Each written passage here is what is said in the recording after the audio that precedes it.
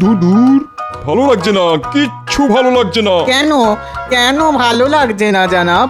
আমায় বলুন, কি করলে আপনার ভালো লাগবে? আরে মাথা মোটা, কি করলে যে আমার ভালো লাগবে সেটাই তো বুঝে উঠতে পারছি না।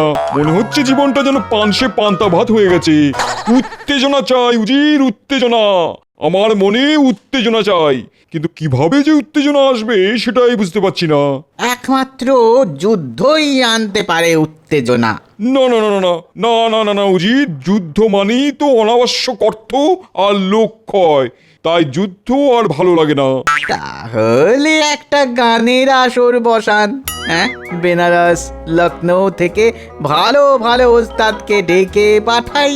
না না না না, গান শুনলে আমার কেমন যেন ঘুম পায়। তাহলে কি করবেন? আমি যদি সব বলে দেবো তাহলে তুমি আছো কি করতে? দুবেলা গান্ডে পিন্ডে বিরিয়ানি গিলতে আর মাসের প্রথমে মোটা বেতন নিতে, অপদার্থ কোথাকার। তাহলে বলি কি, শিকারে চলুন জাহাপানা। শিকার মানেই তো কেমন একটা যুদ্ধ যুদ্ধ ভাব, অথচ যুদ্ধ নয়। কথাটা মন্দ বলনি, ওই হরিণ শিকারের মধ্যেও উত্তেজনা বড় কম। তাহলে বাঘ শিকার করুন জাহাপানা। কিন্তু বাঘ কোথায় পাবো? শুনেছি কৃষ্ণনগরের জঙ্গলে নাকি বাঘ আছে। চলুন চলুন, ওটাই তাহলে শিকার করে আসি। বাবা বাবা, বড় ভালো কথা বলেছো। বাঘ শিকার? তাহলে আর দেরি কেন, কৃষ্ণচন্দ্রকে খবর পাঠাও, আমি আর কৃষ্ণচন্দ্র বাঘ শিকারে যাব। আমি একটু ঠিক, সভায় কাজকর্ম তো তেমন কিছু নেই। কি করে থাকবে মহারাজ? আমার মতো আপনার একটা মন্ত্রী আছে না, যে কাজকর্ম কখনো ফেলে না রেখে আজকের কাজ আজকেই সেরে রাখে। বাহ, যেই একটু সুযোগ পেলে অমনি নিজের ঢাক নিজেই পেটাতে শুরু করে দিলে তো। এটাই তো মন্ত্রীমশাইয়ের স্বভাব মহারাজ, সব সময় সুযোগের সৎ ব্যবহার করা। মুখ সামলে কথা বলবে গোপাল। মনে রাখবে, আমি হচ্ছি এই রাজ্যের মন্ত্রী, আর তুমি এক সামান্য ভাঁড়। ভাঁড় বটে, তবে পোড়া মাটির। চট করে যাকে আছড়ে ভাঙা বা জলে গলিয়ে দেওয়া যায় না। বেড়ে বলেছ গোপাল, ভাঁড় কিন্তু পোড়া মাটি। গোপাল, তোমার এই হাস্যরসের জয়েই তোমাকে আমি এত পছন্দ করি। নাও, আজ একটা গল্প বলো দেখি। হ্যাঁ হ্যাঁ, অনেকদিন গোপালের গল্প শুনিনি। বেশ, তাহলে শুরু করি। এক জঙ্গল দিয়ে একটা লোক যাচ্ছিল, হঠাৎ সামনে একটা বাঘ। তা বাঘ দেখেই তো লোকটার প্রাণ ভোমরা, খাঁচা ছেড়ে পালায় আর কি। ভয়ে কাঁপতে কাঁপতে লোকটা অজ্ঞান হয়ে মাটিতে পড়ে গেল। তারপর? বাঘ বাবাজি গুটি গুটি পায়ে লোকটার কাছে এগিয়ে এলো। তারপরেই নিশ্চয়ই লোকটাকে খেয়ে ফেললো। আগে শুনুনি না সবটা। বাঘ এসে লোকটার জামার পকেট হাতড়ালো, পকেটে কিছু না পেয়ে লোকটার ট্যাগ হাতড়ালো, সেখানেও কিছু না পেয়ে ঠ্যাং ছড়িয়ে কাঁদতে বসে গেল। ও বাবা, তারপর তারপর? এদিকে কান্নার শব্দে লোকটার জ্ঞান ফিরে আসলো। সে তো এই সব দেখে অবাক।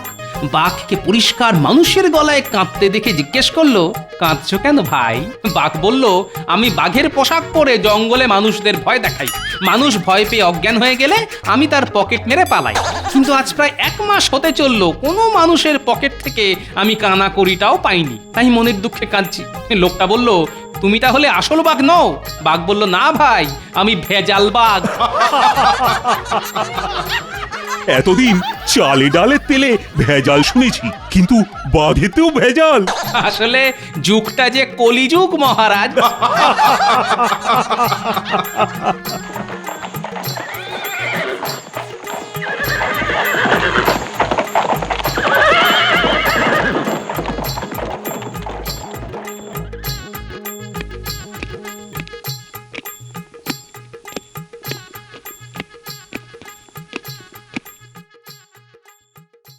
প্রণাম মহারাজ। আরে নবাবে তুই যে, বলো কি সংবাদ? আগে নবাব বাহাদুর আপনাকে এই পত্র পাঠিয়েছেন। দাও দাও দাও, আমার মন্ত্রীর হাতে দাও।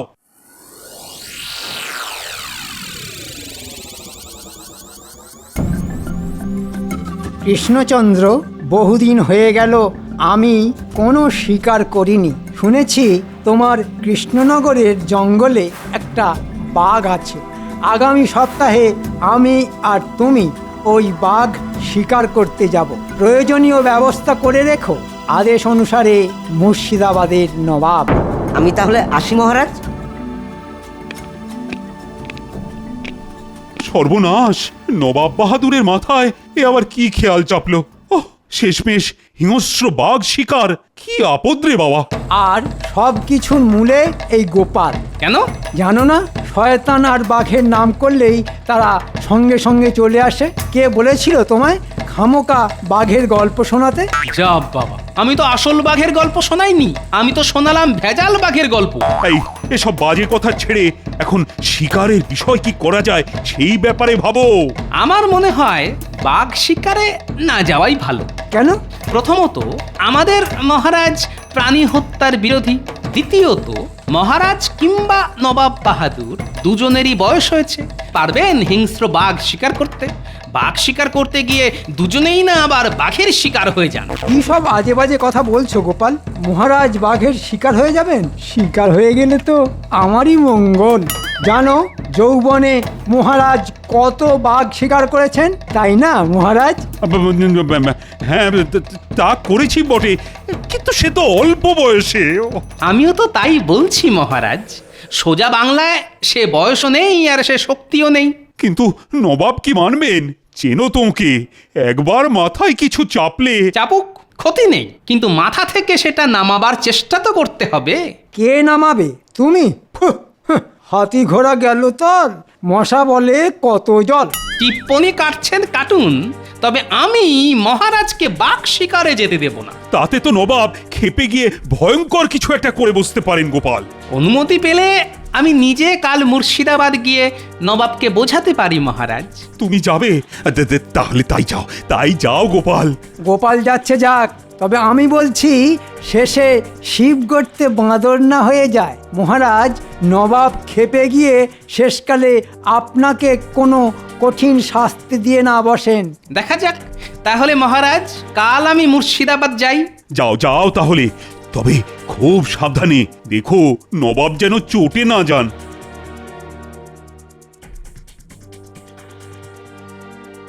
এ কি কথা বলছো গোপাল? সবকিছু ঠিক হয়ে গেছে, এখন তুমি আমাকে বাঘ শিকারে যেতে বারণ করছো? আগে হ্যাঁ জাহাপনা, আপনার আর মহারাজের বয়স হয়ে গেছে, এখন কি আর বাঘের সাথে মুখোমুখি লড়াই করতে পারবেন? তাই নিজেদের নিরাপত্তার কারণে। গোপালটা তো মহাবিটলে। নবাবকে বাঘ শিকারে নিয়ে গিয়ে বাঘের পেটে চালান করে দিতে পারলে আমার কত সুবিধে, আর বেটা কোথা থেকে উড়ে এসে কলকাঠি নাড়তে শুরু করে দিল। না না না না যাবে না, সকলে জেনে গেছে যে এই বয়সেও আপনার মনে এত সাহস যে আপনি যাকে বলে কিনা বাঘ শিকারে যাচ্ছেন। এখন যদি গোপালের কথায় না যান, তাহলে সকলে আপনাকে তো ভীতু মানে ডরপোক বলে ভাবতে শুরু করে দেবে জাহাবানা। হ্যাঁ, একেবারে হক কথা বলেছে উজিত। আমি মুর্শিদাবাদের নবাব, আমার বয়স হয়ে যেতে পারে, কিন্তু আমি ভীতু নই। না গোপাল, একবার যখন মনস্থির করে ফেলেছি তখন বাঘ শিকারে আমি যাবই। আর শিকারে গিয়ে যদি বাঘের পেটে চলে যান? খামোশ যাদব, তোমার এত বড় সাহস যে তুমি জাহাপানাকে বাঘের পেটে চলে যাওয়ার ভয় দেখাও। যাও, এক্ষুনি দূর হয়ে যাও আমার সামনে থেকে, তোমার মুখ যেন আমি দেখতে না পাই। যাও, দূর হয়ে যাও। আজই ভাঁড় কোথাকার, যা।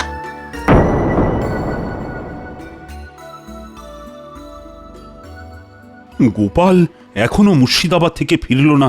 ওহ, এত চিন্তা হচ্ছে না? এখন আর চিন্তা করে কি করবেন মহারাজ?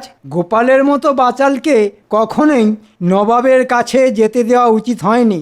কিন্তু গোপাল তো আমাদের কথা ভেবে। হ্যাঁ, আপনাদের কথা ভেবেই শেষে আবার সব কিছু জট পাকিয়ে দিয়ে না ফিরে আসে। ওই তো গোপাল এসে গেছে। কি গোপাল, কি খবর? না মহারাজ, নবাবকে কিছুতেই বাঘ শিকারে যাওয়া থেকে নিরস্ত করতে পারলাম না। তার মানে নবাব আসছেন? হ্যাঁ মহারাজ, আর তিনি শিকার করতে এসে আমার মুখ যেন দেখতে না পান। তার মানে তোমার উপর বেজায় চটেছেন বলো? হ্যাঁ, মানে তিনি হয়তো চড়তেন না, কিন্তু ওই বেটা উজির তাকে আমার বিরুদ্ধে চটিয়ে দিল। বেশ করল, তোমার মতো ফপর দালালদের এই রকম হওয়াই উচিত। ঠিক আছে, নবাবের মর্জি যখন পাল্টানো গেলই না, তখন আর কি করা যাবে? মন্ত্রী, তুমি শিকারের আয়োজন করো, আর গোপাল তুমি না হয় কদিন আর ওই রাজবাড়ির ধারে পাশে এসো না। ঠিক আছে মহারাজ, তাই হবে। গিন্নি, এক ঘটি জল দাও দেখি। দাঁড়াও আনছি। গোপাল দাদা, রানীমা তোমাকে ডেকে পাঠিয়েছেন। রানীমা ডেকেছেন কেন ভাই? সে আমি জানি না, শুধু বললেন জরুরি দরকার। গিন্নি, আমি একটু আসছি।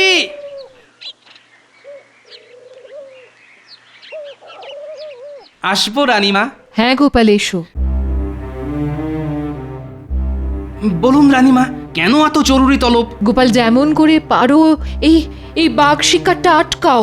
আটকাতেই তো চেয়েছিলাম রানীমা, কিন্তু বিধিবাম। আসলে উজিরটা এমন ভাবে নবাবকে বোঝালো যে আমার কিন্তু খুব দুশ্চিন্তা হচ্ছে। তোমাদের মহারাজের বয়স হয়েছে, তার উপর যা শরীর স্বাস্থ্যের অবস্থা, তাতে ওনার পক্ষে কি সারা রাত জেগে বাঘ শিকার করা সম্ভব? গোপাল, কিছু একটা করো, শেষে একটা বিপদ না হয়ে যায় গোপাল। ঠিক আছে রানীমা, হ্যাঁ ঠিক আছে, আমি কথা দিচ্ছি মহারাজের কোনো ক্ষতি হবে না, আপনি নিশ্চিন্ত থাকতে পারেন।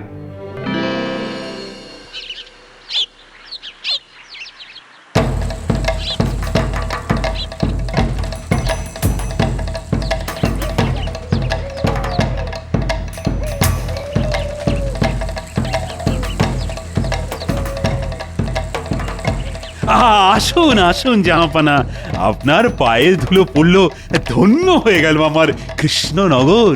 বহুত খুব, বহুত খুব। তা নবাব সাহেব, রথে করে না এসে ঘোড়ায় চড়ে এলেন কেন? আরে বাঘ শিকারে এসেছি যে, তাই ঘোড়ায় চড়ে টকবক টকবক করে বেশ একটা লড়াকু মেজাজে। খুব ভালো করেছেন জনাব, এই না হলে আমাদের নবাব। তা কৃষ্ণচন্দ্র, বাঘ শিকারের সব ব্যবস্থা পাকা তো? হ্যাঁ হুজুর, হ্যাঁ বেশ বেশ। তা ওই বেটে গোপালকে দূর করে দিয়েছো তো? হ্যাঁ জাহাপানা, হ্যাঁ। খুব ভালো করেছো। ব্যাটার কি সাহস জানো, ও আমাকে বাঘের পেটে যাওয়ার ভয় দেখায়।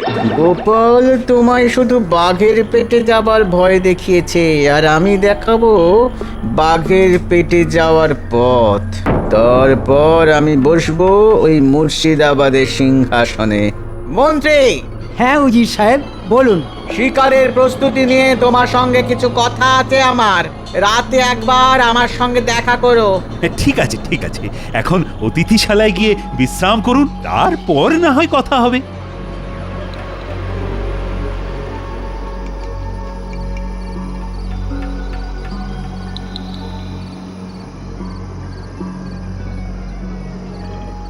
ভেতরে আসবো? হ্যাঁ হ্যাঁ, এসো এসো এসো। বলুন, কেন ডেকেছেন? কাল রাতে শিকারের সময় নবাবের নিরাপত্তার ব্যাপারে কি করেছো? 10 জন বর্ষাধারী সৈনিক নবাব আর মহারাজের সঙ্গে যাবে। বাঘ শিকার করতে গিয়ে নবাব আর মহারাজ যদি কোনো বিপদে পড়েন, তাহলে ওরা বর্ষা চালিয়ে বাঘকে জখম করে নবাব আর মহারাজকে বিপদ মুক্ত করবে। ওদেরকে বাদ দিয়ে দাও। মানে? আমি চাই নবাবের বিপদ হোক, হিংস্র বাঘ ছিঁড়ে খুঁড়ে খাক ওই বুড়োটাকে, আর সেই সঙ্গে তোমাদের মহারাজকে। ওরে বাপ, এ তো পুরো আমার মনের কথা বলছে রে। আচ্ছা, এ কথা কেন বলছেন?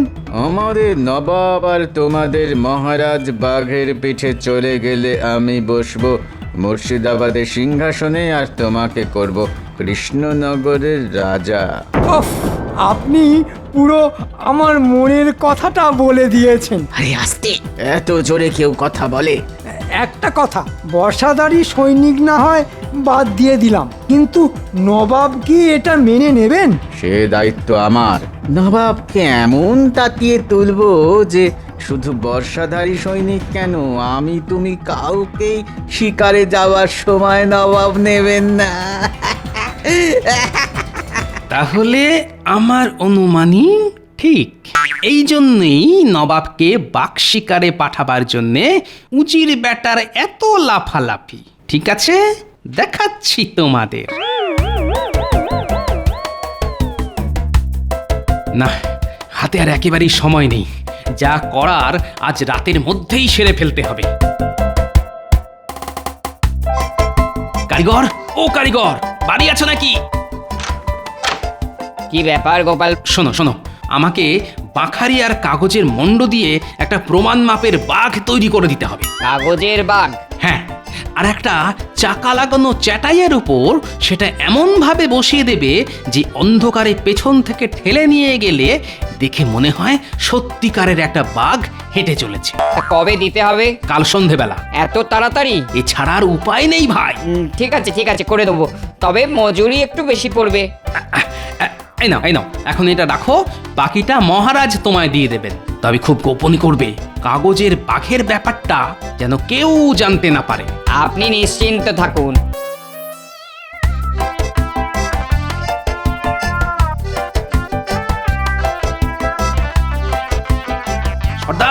সর্দার বাড়ি আছো নাকি?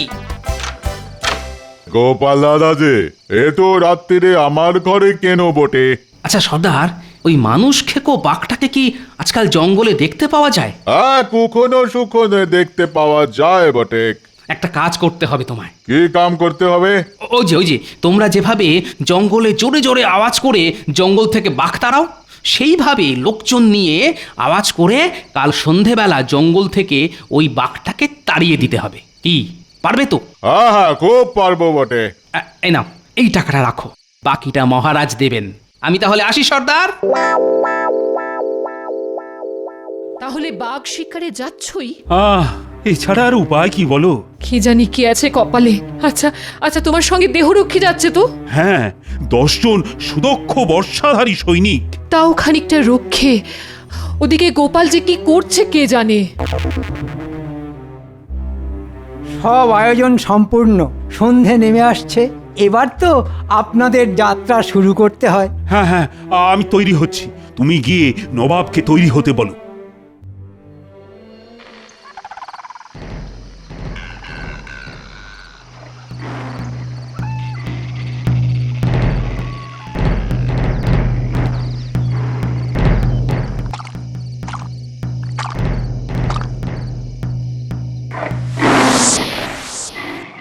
মন্ত্রী, দেহরক্ষীরা কোথায়? আমি ওদের বারণ করে দিয়েছি কৃষ্ণচন্দ্র। কেন? আমাদের নবাব বাহাদুর কি বাচ্চা ছেলে না ভীতু, যে দেহরক্ষী নিয়ে শিকার করতে যাবেন? কি জাহাপানা, আমি কি ভুল বলেছি নাকি কিছু? না, একেবারে ঠিক কথা বলেছো কৃষ্ণচন্দ্র। আমার কোনো দেহরক্ষীর প্রয়োজন নেই। কিন্তু করছো? হাতে তীর ধনুক আছে, সামান্য একটা বাঘের ভবলীলা সাঙ্গ করতে এই যথেষ্ট। এসো কৃষ্ণচন্দ্র।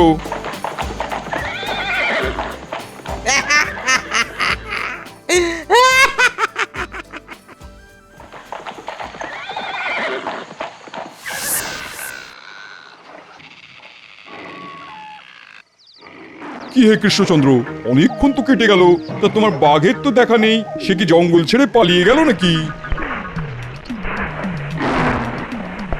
কেমন যেন একটা খসখস শব্দ হলো না? সাবধান নবাব বাহাদুর, বাঘ আসছে। তাই তো, ওই তো সামনেই বাঘ।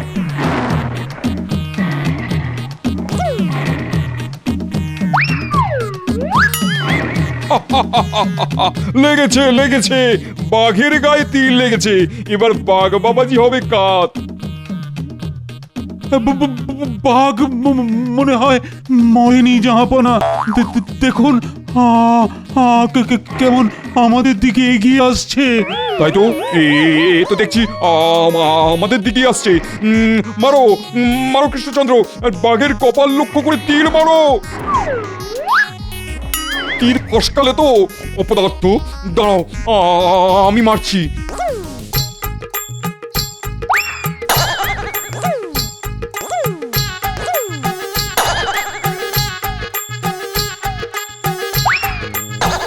বাবা, এ তো মরছে না। কি হবে এখন? এই জন্যই গোপাল বাঘ শিকারে আসতে বাধা দিয়েছিল।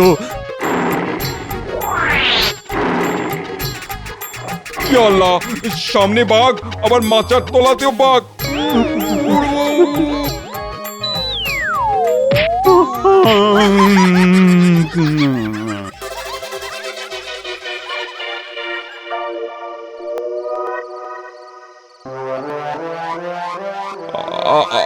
আমি কোথায়? আমাকে বাঘে খায়নি। আপনারা নিরাপদেই আছেন। কিন্তু এখানে এলাম কি করে? বাঘটাই বা কোথায়? ওটা আসল বাঘ ছিল না জাহাপানা, ছিল কাগজের বাঘ। আর সেই বাঘ দেখেই যা করলেন, তাতে আসল বাঘ এলে কি হতো? হুজুর, আপনার বয়স হয়েছে, কেন যে এখনো মাথার মধ্যে বাঘ শিকারের ভূত চাপে কে জানে। তুমি ঠিকই বলেছো গোপাল, আজ হাড়ে হাড়ে টের পেয়েছি আমার মতন বৃদ্ধের পক্ষে বাঘ শিকার অসম্ভব। শুধু উজির আমায় তাতালো বলে। সে তো আপনাকে তাতাবেই।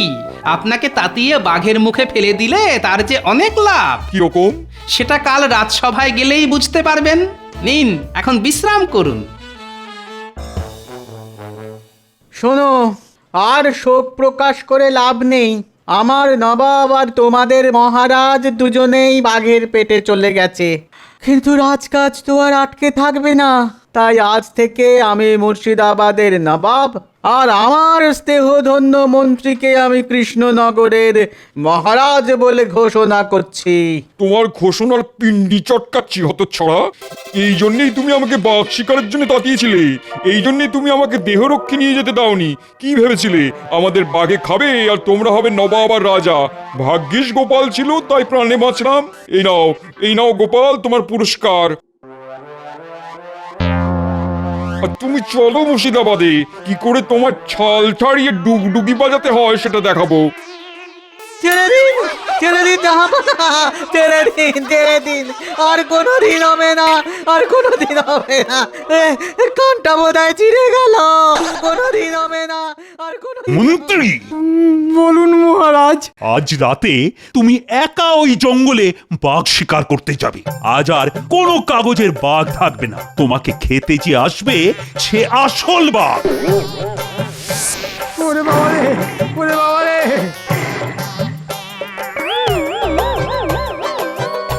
বলো গোপাল, বলো কি পুরস্কার চাও? মহারাজ, আমার সাথে ওই কারিগর আর সর্দারকেও যে পুরস্কার দিতে হবে। জয় গোপালের জয়। জয় গোপালের জয়।